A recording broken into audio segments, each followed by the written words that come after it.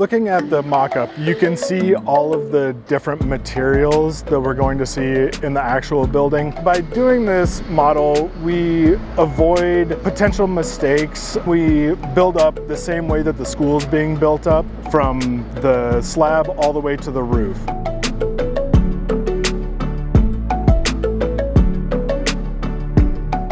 Although the trades have done this in the past on different buildings, they get an opportunity to put it together in the same sequence with the same conditions that they'll actually see on this specific building.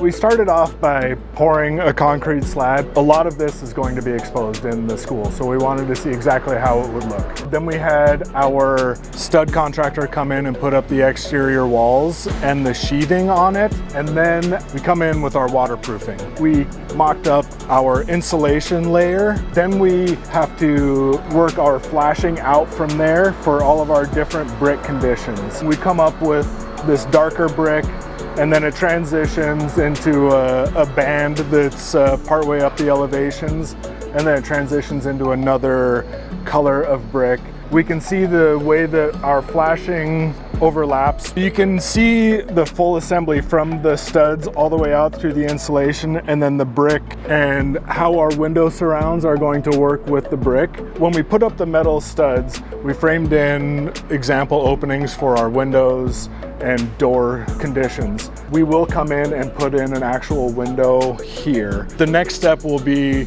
different siding material that we have installed on the building, and how that will interact with the roof form above.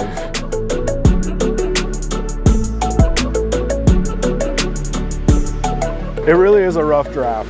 This way we know the correct way to install all the pieces, and it gets done right the first time in the field.